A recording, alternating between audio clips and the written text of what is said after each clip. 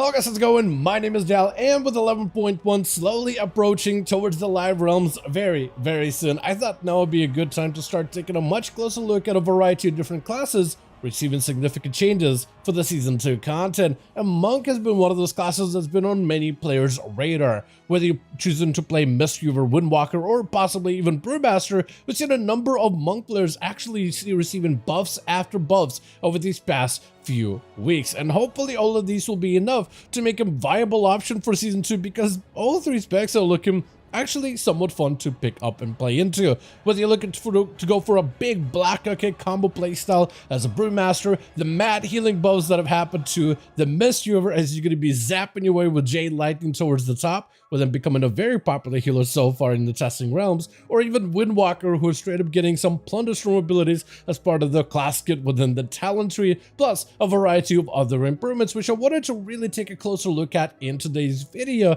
to see how the class is shaping up so far, as well as some of the players' thoughts and comments regarding the changes that I've seen for this class as of this moment. As always, if you guys want to see more regular class updates for the patch 11.1, be sure to follow the channel and subscribe. But otherwise, let's dive right in. So, starting off with some of the Monk changes, I first want to do it in an alphabetical order. So we'll do Brewmaster, Mistweaver, and then Windwalker, because it's just how the specs are laid out on. For all three specs, technically Monks are seeing buffs, though there should be also added some context as to whether these buffs will be impactful or are actually seeing impactful uses over on 11.1. And out of all the three specs of Monk, I feel like there was a bit of a misfire with Brewmaster. I think could definitely do more for the spec. This is the current version of Brewmaster that is being played, at least when it comes to Mythic Plus dungeons, and there will be different builds for raids and delves and such, but if you're trying to push Mythic Plus content, which you're really trying to see just where the spec lies in when it comes to against other tanks and some of the push PvE content, right now, this is the current build that a Brewmaster utilizes, and there have been a number of changes for Brewmaster. Well, most of them are good on paper. Things like your Celestial Brew. The more stagger you purify, the stronger and faster and better of a shield you can gain from Celestial Brew. They reduced it through a talent called Purified Chi, which isn't a talent, it's not even a passive, it's just part of Celestial Brew, so it's kind of like a hidden talent for Brewmaster, but they took that hidden talent called Purified Chi, which isn't in the game anymore, so even if you look it up, you can't find it. But they reduced the amount of stacks that you could gain from 10 to 6, but they increased the absorption effect that it would buff up for Celestial Brew by 35% per stack instead of 20. So technically, you could just get a better fast shield for Celestial Brew by having to purify less damage, so you're able to utilize it more regularly, more aggressively, which is a good buff. Basically, it just means better survivability for Brewmaster, and with the fact that you have two Celestial Brews with Master of Harmony, it ends up synergizing pretty well. Another change they wanted to do to buff up Brewmaster, which technically is a buff on paper, but they wanted to buff up Nuzawa, which is Dave, or at least lovingly referred to as Dave in the Monk community. Dave now absorbs 40% of stagger damage while active, was 25 previously, so that is a better damage redirection from you to Dave, as he is able to share stagger more effectively, so it should be overall a defensive buff. Invoke Nuzawa, or Dave, stomp damage has also been increased by 22%, so Dave should be able to be more effective at dealing damage to enemy targets. On paper, all of those things are fine, however, this is the current push build for Mythic Plus dungeons for Brewmaster, and you'll notice Dave isn't getting a lot of play. Dave, on his own, is not a bad Celestial, but he definitely lost a lot of power. And if you want to amp up Dave, you also have Walk with the Ox, as well as improved version of Nuzawa that further can amplify him. But by himself, he's just not really worth investing a talent point into for monks trying to really push themselves in endgame content, at least as of this moment. They definitely have to find a way to either allow you to pick up Invoke Nuzawa almost passively, almost naturally, almost maybe like replace it with Elixir of Determination, or potentially even give you Keck Smash for free and let you unlock Nuzawa immediately. Something gotta be done if they want for Dave to actually have a core play as part of the Brewmaster kit. They might even have to maybe take these upgrade talents for Dave and just combine them into it, so it's a lot more of a value pickup for a single talent point rather than spend 1, 2, 3, 4 to improve them all the way through, but something's got to be done because Nuzawa isn't getting a lot of play as of this moment. Last thing they did for Brewmaster is buff their damage by 15%. all across the board. All the damage and abilities from Keck Smash to Spinning Crane Kick to Brat to Special Delivery Bruise, Blackout Kicks, everything buffed up by 15%, mostly to make sure the tanks don't fall behind healers in damage, or not healers, but DPS in damage, because I found that all the tanks were kind of falling behind everybody else a little. The one for tank damage to remain somewhat consequential, like the DPS classes are majority of the damage for the group, they always are going to be, but tanks were just so behind, it was almost looking kind of cosmetic. So it's a nice little buff that all tanks have gotten. Brewmaster getting a 15% damage amp, while some tanks are getting up to 20% damage amp. As for Brewmasters, that is the one spec I don't really see a lot in Mythic Plus Dungeons, but hopefully it'll have some viability and play in Season 2. It's a very fun playstyle, and it's very different than any other tank out there. I like the way that it plays, and hopefully they'll find a way to make it relevant, if anything. Vengeance Demon Hunter definitely is looking like a very, very popular pick, but if at least Brewmaster can be viable and not like a not like a loss for your group, because sometimes tanks can be kind of close to each other, like Vengeance Demon Hunter and Prop Paladin right now have both great utility, very, very close to survivability on one another. Vengeance is just slightly better, but both of them can do just fine. And sometimes you'll have seasons where two tanks are not even close to each other, where one is actually makes the dungeon easier, while another tank may make the dungeon harder to run through. And hopefully Brewmaster just doesn't fall in that makes content harder to category. Hopefully they'll continue the tuning on this one, because I love the playstyle and I want to see more of them in Season 2. Now, the rest of the specs we'll talk about for Mistweaver and Windwalker, both of those have actually gained some really, really good buffs, where Brewmaster can't even utilize Dave that much. Mistweaver and Windwalker actually got a bunch of cool things overall throughout their time at 11.1. Mistweaver, one of the bigger changes was to give the baseline Invoke Chi and baseline Invoke Yu'lon a 2-minute cooldown over a 1-minute cooldown, while amping up their effectiveness. So no longer do you have to play around a cooldown reduction mechanic like in raid content in order to reduce the cooldown of the Celestials.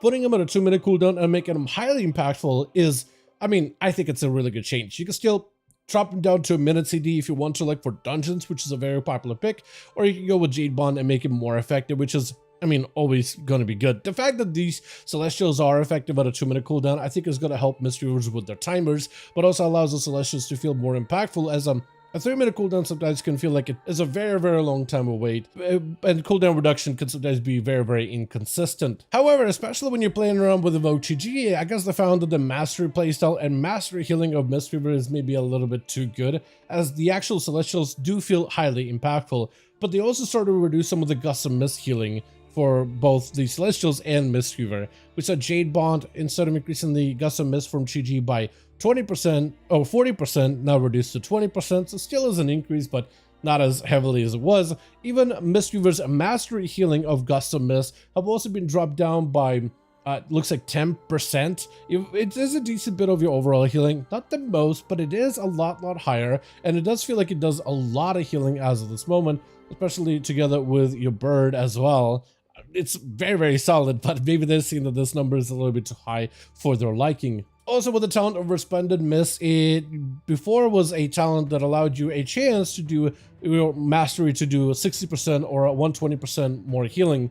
Previously, those number values were 75 and 150, dropped down to 60 and 120, so even further reductions on the mastery healing for Mistweaver. However, not all of these things have been nerfs, there have been a lot of buffs, like the playstyle of Jade Empowerment and how strong it is. After casting Thunder Focus Tea, it increases the damage of the next Crackling Jade Lightning by a bunch of damage, mostly single target with some off target cleave, and imploring that ability as part of the Jade Fire teachings, so you could actually do cleave with ancient teachings through your Jade Lightning. This is a very satisfying button to use, especially when you play Master of Harmony that has 2 charges of Thunder Focus Tea. This is a highly effective heal that's made Mistweavers very popular in Mythic Plus, not only for the damage it can do, but the amount of burst healing it can do, and how it helps you stabilize the group on a relatively short cooldown is criminal how good this thing is. Certain talents that don't see a lot of play, like Yu'lon's Whisper, have also been buffed up by 30%. While channeling Mana Tea, you're able to channel a frontal at your allies, doing a bit of healing every 0.4 seconds. Not the biggest heal out there, but going to be a decent bit of healing while you're trying to recoup some of your mana. They also buffed up the damage of your Spinning Crane Kick, which means more AoE damage in Mythic Plus, but also that damage to healing conversion with Mistweaver also makes it better. So spinning crane kick ends up doing more damage, which ends up doing more healing to all of your allies, which is also very, very good. Your cheer set has also buffed up a little bit. Most healers play around the mechanic of insurance, where your healing abilities have a chance to apply insurance on an ally, which deals a healing over time effect, and if an ally drops below 40% health, it instantly heals them to give them a little bit of those burst healing elements. So for Mistweavers, they also apply insurance with Renew and Mist for only 6 seconds, but they ended up increasing the effectiveness of that insurance healing by roughly 15%, which is decent. I mean, overall, when it comes to your breakdown as a healer, for me at least, it comes down to about 6 to 7%, sometimes 8%, depending on the dungeon, depending how effective I am at Renew and Miss. Insurance ends up being a decent bit of your overall healing, and they're trying to adjust these values across all healers.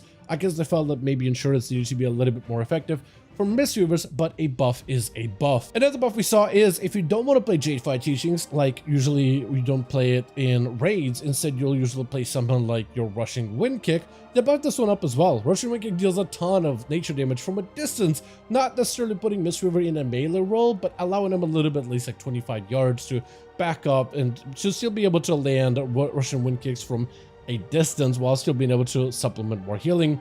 They also buffed up the healing element of Rushing Wind Kick. After you use it, for 4 seconds, your Renew and Miss healing is increased by now, previously 100%, now 150%. So this is a really good one to synergize together with your Renew and Miss healing, and allows you this healing over time type of playstyle that has so much good synergy with Mistweaver, giving you a lot of the spread AoE healing that's mostly instant cast and mostly healing over time based. But yeah, buffing this does end up increasing the overall value. Another change, which is nerfed though, is going to be to Mana Tea. It was said that apparently Mana Tea now refunds 15% less mana, and you actually notice it quite a bit. Previously, I felt like Mana Tea just allowed you to remove mana problems in general as a Mistweaver. You didn't really have to worry about it that much in dungeons, even though the spec can be very, very mana hungry at times. But with this change, I do feel like I am running out of mana a little bit more quickly. Even if I am aggressively utilizing Mana Tea to regenerate my mana, I am going to have to rely on water and potentially mana buns in Season 2. Now, another set of buffs I wanted to do for Mistweaver is to try to equalize Conduit, Celestial, and Master Harmony a little bit in some areas. Conduit sees, at least right now in Season 1, play within raiding content, but Master Harmony maybe a little bit more Mythic Plus, although Conduit is just a little bit more effective. The changes in Season 2 to things such as your Jade Empowerment are going to make Master Harmony a lot better, at least in M+ dungeons. But they're trying to make sure the Conduit doesn't fall too far behind with some adjustments. Celestial Conduit normally doesn't do as much damage compared to the healing for Mistweaver, but they ended up amping its damage by 225% for one of the patch notes, and then by 30% for another patch note. So they buffed it by quite a bit.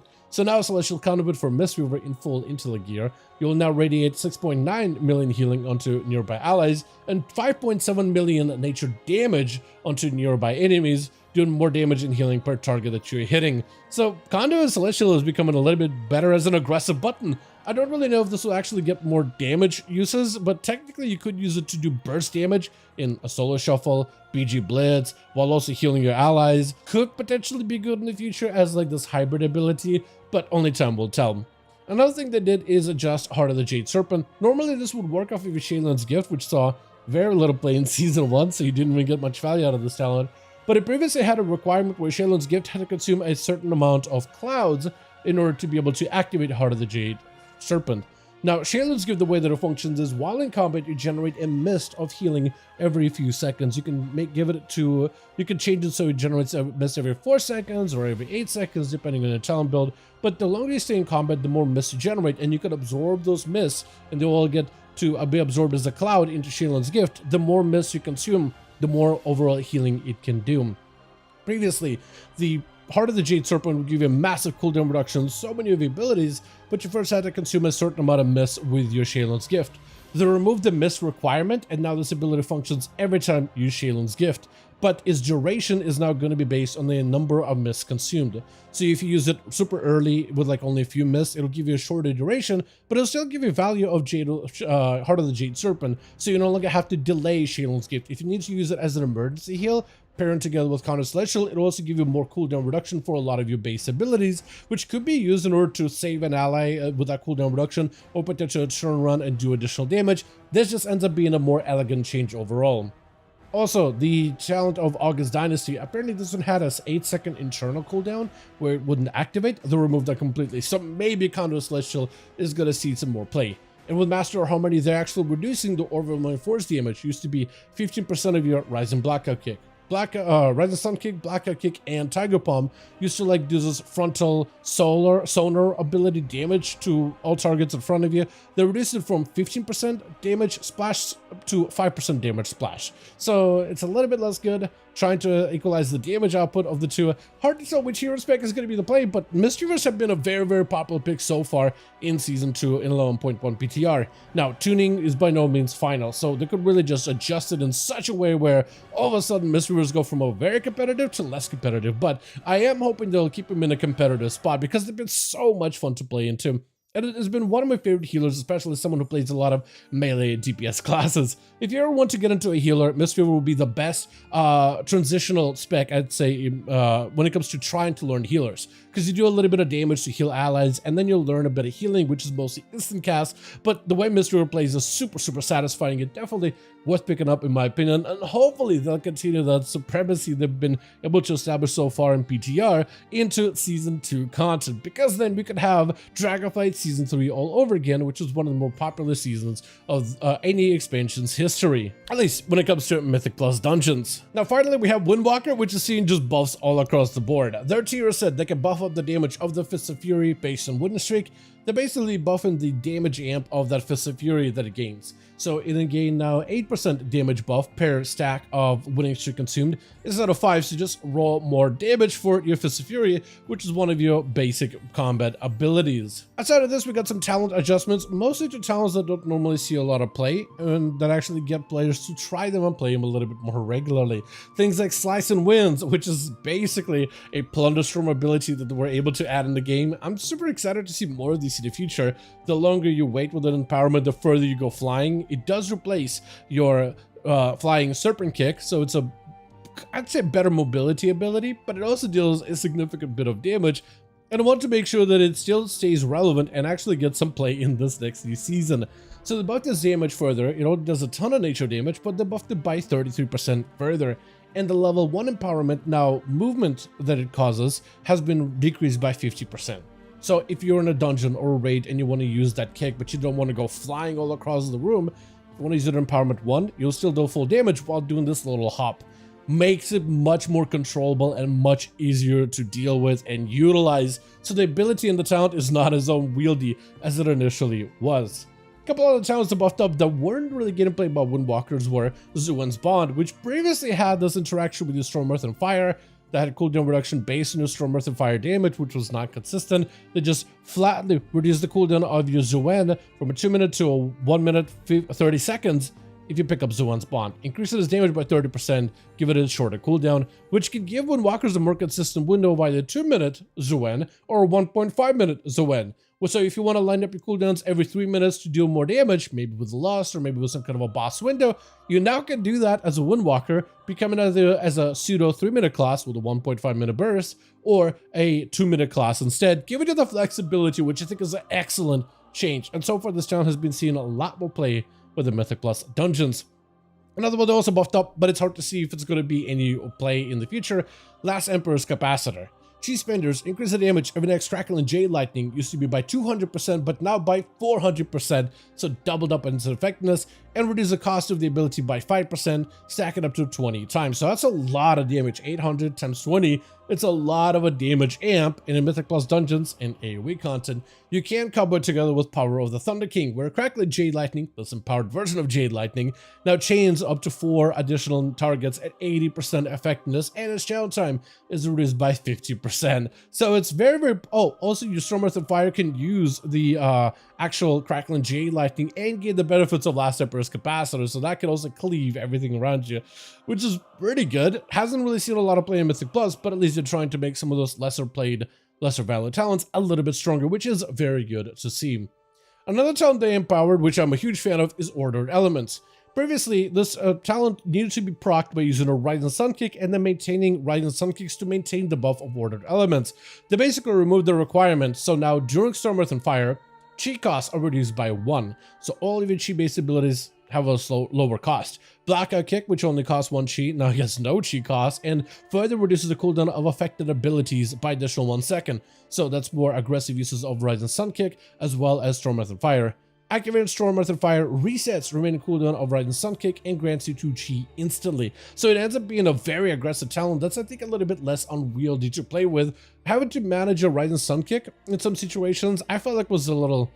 I guess it was alright, but it was just a lot to manage and keep up with. But this change allows your Storm Earth and Fire just to be a much more effective burst window, which as someone who doesn't play Windwalker regularly, I think this should make it a little bit more approachable for newer players picking up Windwalker for the first time. And I think this just overall is a buff to the ability.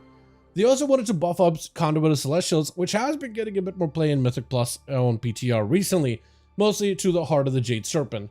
Doing very similar change to what they did with the mystery version of this ability. Previously, you would have to spend 45 chi before you get active benefits of Heart of the Jade Serpent, which worked off of your Strike of the Windlord.